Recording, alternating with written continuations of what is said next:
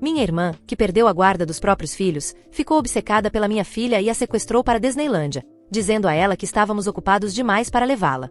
Minha irmã Lisa sempre teve problemas, mas isso vai muito além de qualquer coisa que eu poderia ter imaginado. Ela tem 28 anos e luta contra o vício desde o ensino médio, quando começou a andar com a turma errada e se envolveu com pilulas e erva. Lembro-me de estar no 9º ano, quando Lisa era veterana, vendo suas notas despencarem e ela chegar em casa a qualquer hora da noite com os olhos vermelhos e aquele olhar vago que me preocupava. Ela abandonou a escola no último ano e nunca se formou, o que sempre deixou nossos pais preocupados com seu futuro, e eu podia ver o quanto doía no meu pai toda vez que alguém lhe perguntava sobre os planos de Lisa depois do ensino médio. Por anos, ela pulou de emprego em emprego, principalmente trabalhando como garçonete em diferentes bares e restaurantes, e me ligava chorando por ter sido demitida por chegar atrasada ou simplesmente não aparecer quando estava usando entorpecentes. Perdi a conta de quantas vezes meus pais a socorreram financeiramente quando ela não conseguia pagar o aluguel ou era despejada de mais um apartamento. Havia sempre essa tensão em nossa casa porque Lisa prometia ficar limpa e depois desaparecia por semanas. Foi na verdade nesse ambiente que ela conheceu seu ex-marido, Jake, cerca de 6 anos atrás, em um bar onde ela trabalhava à noite e ele era um cliente regular que parecia diferente dos perdedores de sempre que ela trazia para casa. Quando eles começaram a namorar, Jake parecia ser bom para ela, pois a incentivou a ficar limpa, e ela realmente foi para um tratamento e permaneceu sóbria por um tempo. Lembro-me de sentir esperança ao observar Lisa durante aqueles primeiros meses com Jake, vendo-a chegar aos jantares de família na hora certa e realmente participar das conversas, em vez de cochilar ou dar desculpas para sair mais cedo. Eles se casaram bem rápido e tiveram 2 filhos, Emma, que agora tem 8 anos, e Tyler, que tem 6. Por cerca de 4 anos, as coisas pareceram estáveis o suficiente para que todos nós pensássemos que talvez ela tivesse finalmente mudado de vida. Ela estava trabalhando meio período e parecia estar lidando bem com a maternidade, embora sempre houvesse pequenos sinais que me preocupavam sobre como ela estava administrando tudo, como quando ela me ligava em pânico por situações básicas de criação dos filhos ou como Emma e Tyler sempre pareciam um pouco apegados demais quando estavam perto de outros adultos. Então, nosso pai morreu repentinamente no ano passado de um ataque cardíaco, e Lisa simplesmente desmoronou de uma forma que me lembrou de seus piores dias no ensino médio. Eu pude ver a dor atingi-la como um caminhão e em vez de se apoiar em Jake ou procurar ajuda profissional,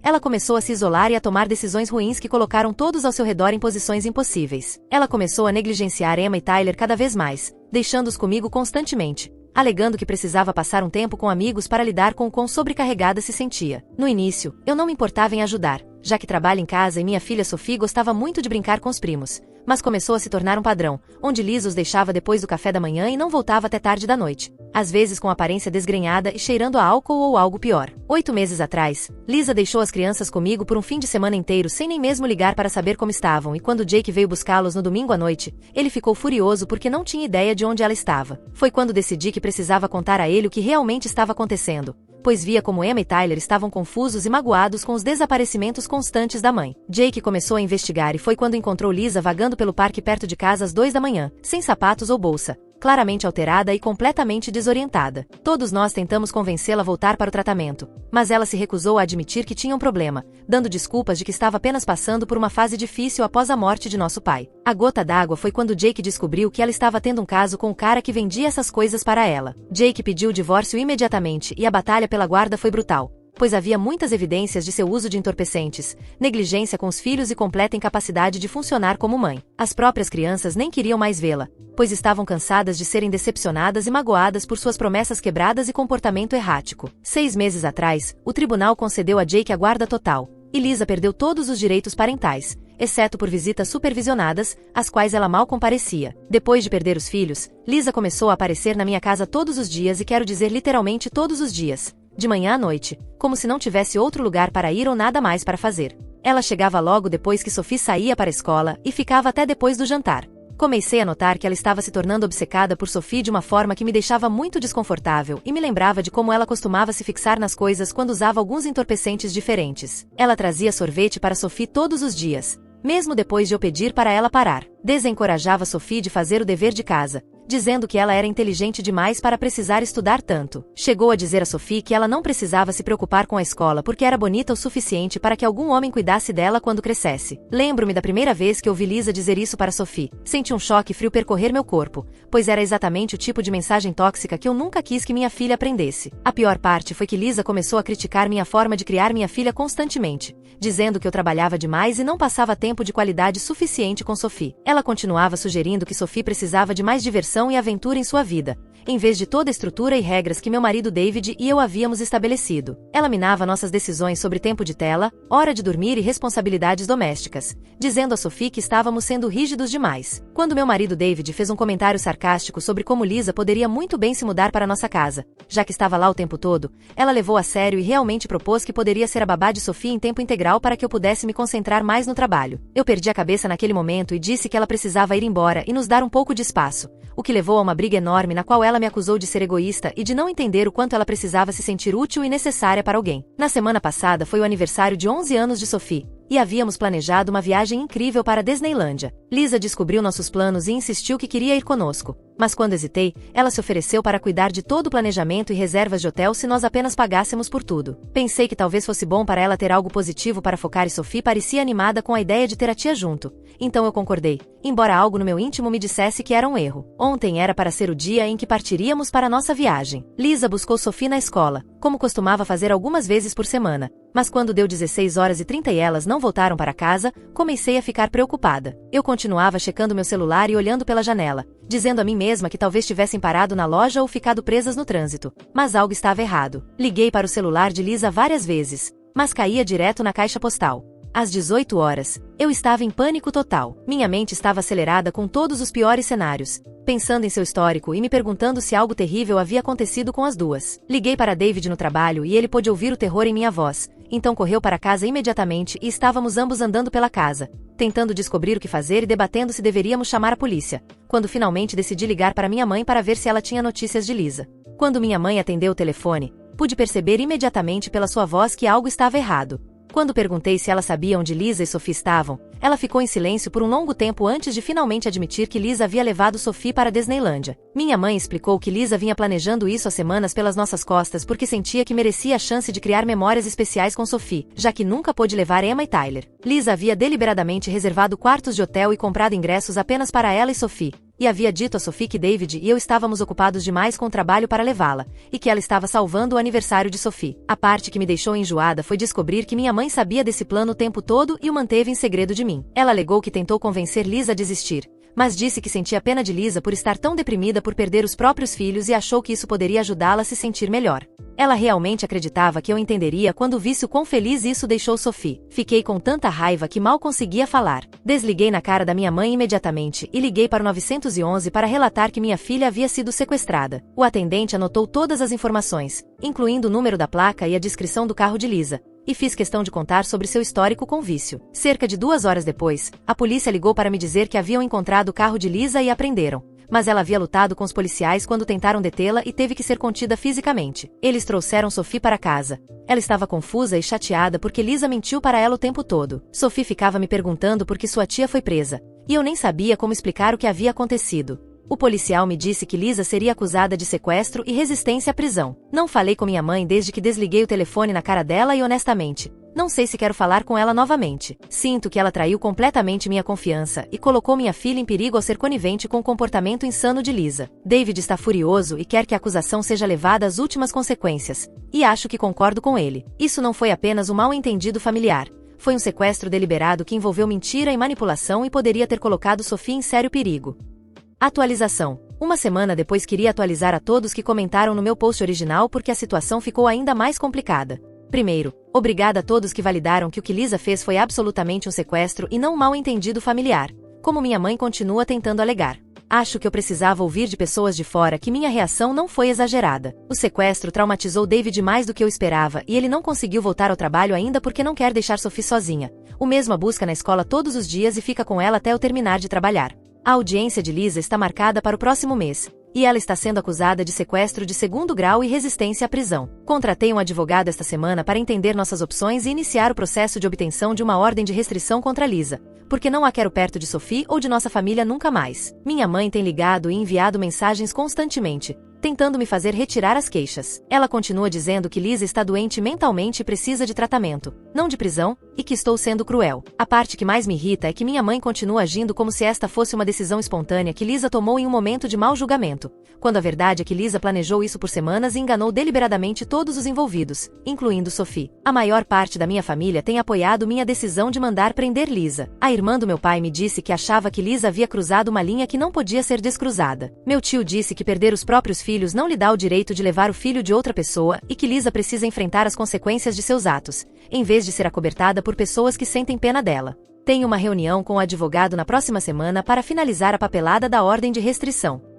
Atualização 2. 10 dias depois as coisas escalaram de uma forma que eu nunca imaginei, e sinceramente, agora estou com medo pela segurança da minha família. Minha mãe apareceu na nossa casa 3 dias e perdeu completamente a cabeça na nossa varanda da frente, gritando com David e comigo enquanto Sophie estava bem ali, ouvindo tudo. Ouvi alguém batendo na nossa porta por volta das 19 horas e quando olhei pelo olho mágico, vi minha mãe parada ali com uma expressão no rosto que eu nunca tinha visto antes, como se estivesse absolutamente furiosa e mal se contendo para não explodir em violência. Meu primeiro pensamento foi que talvez algo tivesse acontecido com Lisa na prisão, mas assim que abri a porta, minha mãe começou a gritar comigo sobre como eu estava destruindo a vida de Lisa e sendo cruel com minha própria irmã. Eu podia sentir o cheiro de álcool em seu hálito, o que explicava porque ela parecia tão agressiva e fora de controle. Ela gritava tão alto que nossos vizinhos estavam saindo de suas casas para ver o que estava acontecendo, e senti uma vergonha ardente misturada com medo, porque nunca tinha visto minha mãe agir assim em público antes. Sophie veio correndo da sala de estar porque achou que alguém estava em apuros e minha mãe viu Sophie e começou a direcionar sua raiva para ela também,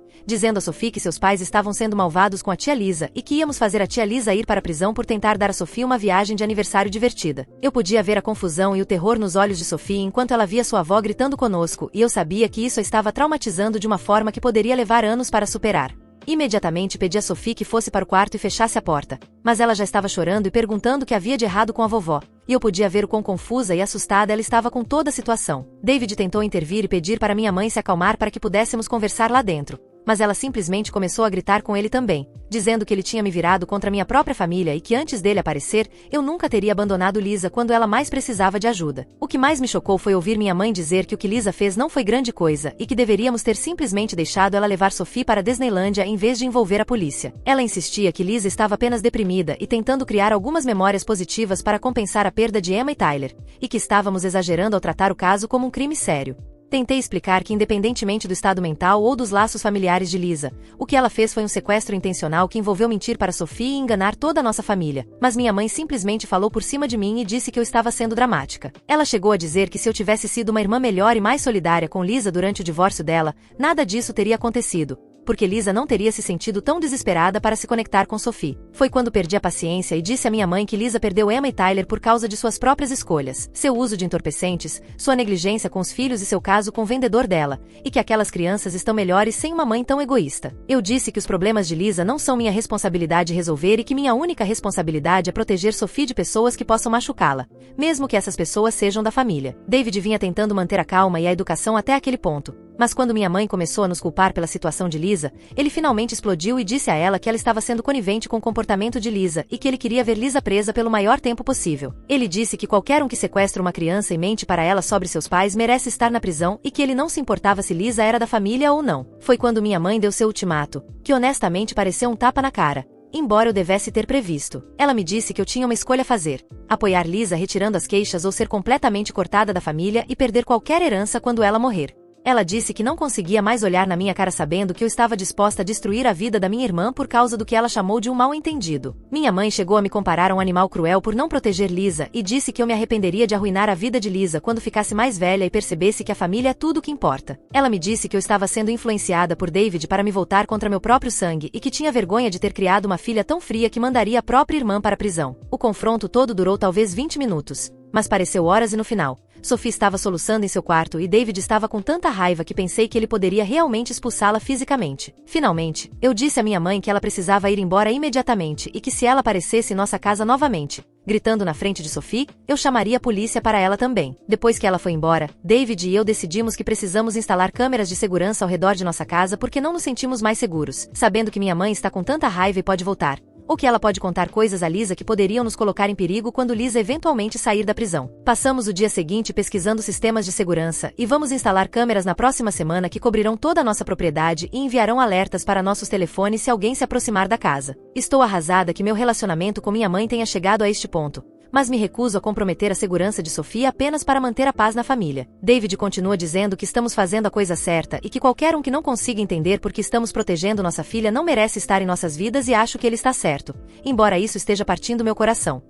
Atualização 3. 3 meses depois, a audiência no tribunal finalmente aconteceu na semana passada e eu queria atualizar a todos sobre como tudo terminou, pois muitas pessoas acompanharam a situação e ofereceram apoio durante todo este pesadelo. O julgamento de Lisa foi marcado para o início de fevereiro e minha mãe de fato contratou advogados para defendê-la, o que não me surpreendeu, dado o comportamento dela desde que o sequestro aconteceu. No entanto, doeu saber que ela estava disposta a gastar milhares de dólares para ajudar Lisa a evitar as consequências, enquanto se recusava a reconhecer o trauma que Sophie havia sofrido. A equipe de defesa de Lisa tentou retratá-la como uma mulher enlutada e com problemas mentais, que estava apenas tentando salvar o aniversário de Sophie quando percebeu que David e eu estávamos ocupados demais com o trabalho para levá-la à Disneylândia. Eles trouxeram testemunhas de caráter que falaram sobre o quanto Lisa amava crianças e como foi devastador para ela perder a guarda de Emma e Tyler. O problema com essa estratégia foi que as evidências contra Lisa eram esmagadoras e sua história mudava cada vez que ela tentava explicar o que aconteceu. A promotoria tinha registros de todas as reservas de hotel e compras de ingressos que provavam que Lisa vinha planejando isso há semanas. Eles tinham o depoimento de Sophie sobre as mentiras que Lisa lhe contou durante a viagem e tinham imagens em vídeo da prisão que mostravam Lisa lutando com os policiais e resistindo quando tentaram parar seu carro. Eles também tinham registros telefônicos que mostravam que Lisa esteve em contato com minha mãe sobre o plano por semanas antes do sequestro,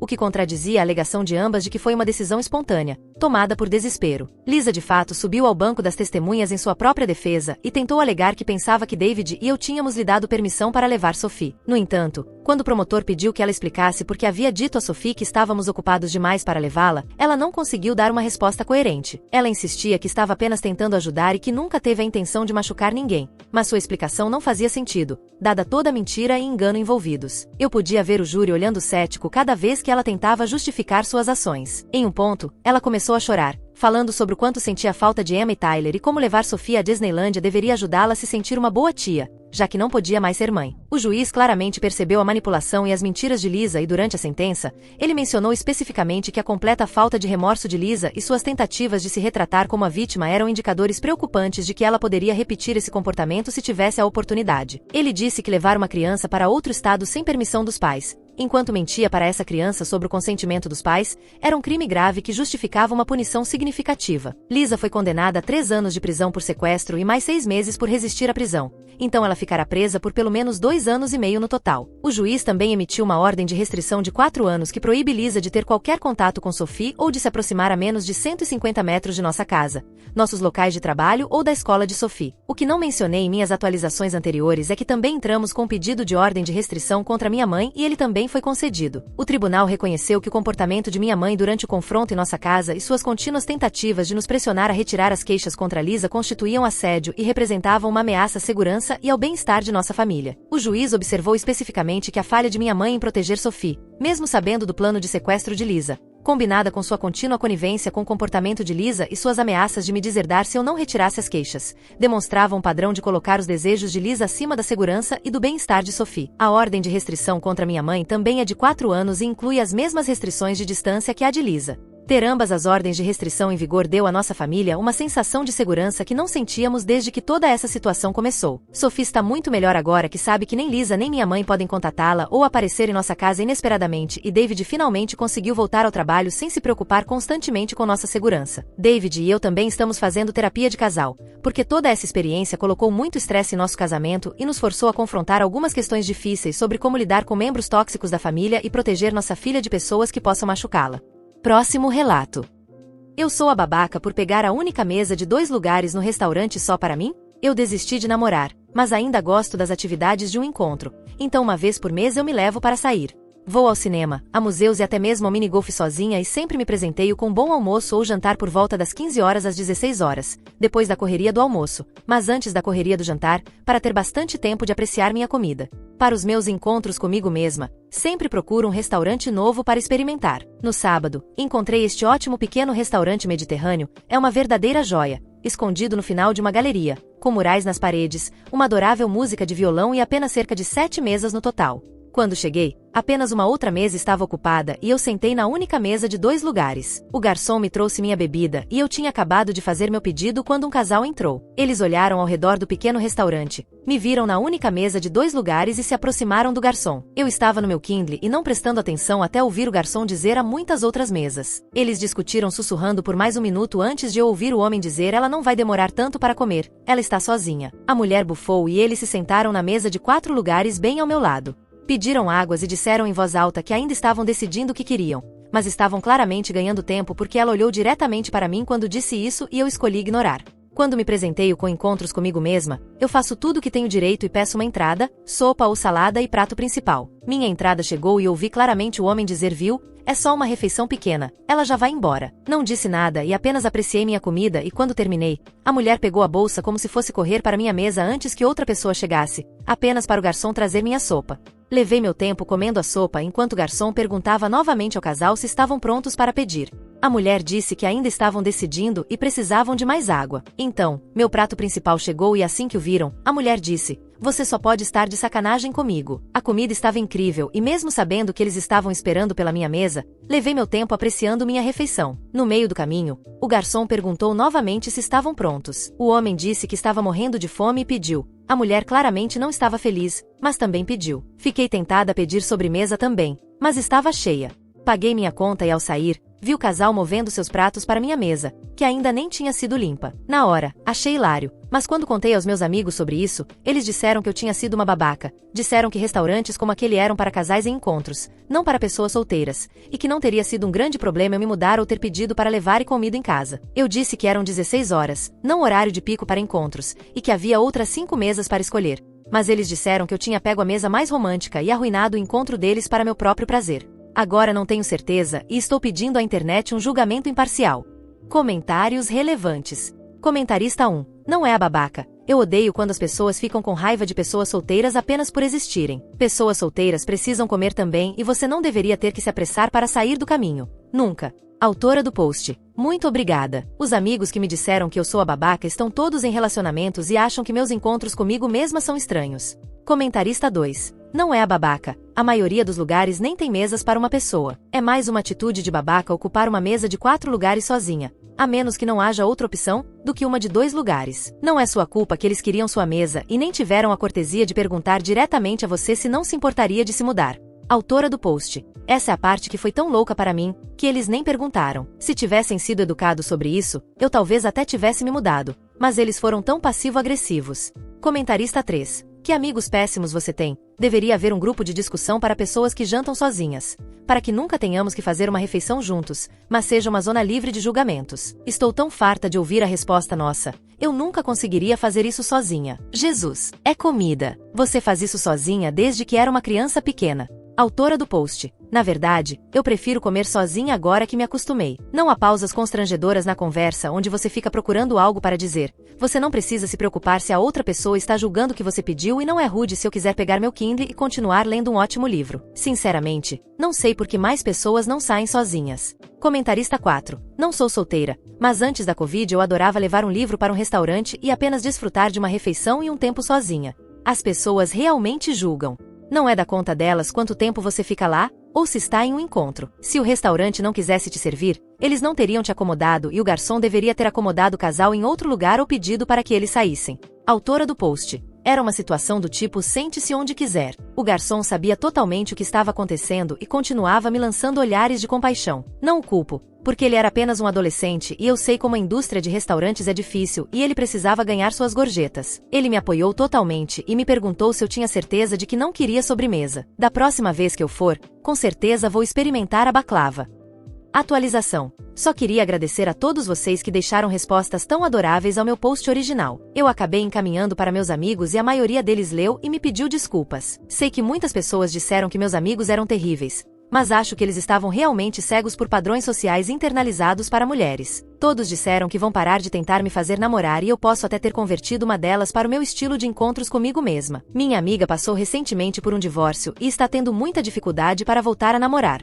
Ela estava hesitante em sair sozinha como eu faço. Então fizemos uma espécie de meio termo. Fomos em carros separados para um jardim japonês que ela queria visitar, mas que o marido dela nunca quis ir. Nos encontramos do lado de fora, mas entramos separadamente. Eu vaguei pelos jardins e ela foi a uma cerimônia do chá lá sozinha, então eu ainda estava por perto caso ela ficasse muito nervosa. Depois fomos ao restaurante do post original e desta vez, as mesas estavam configuradas de modo que havia várias mesas de 2 lugares e não havia sinal do casal do post original.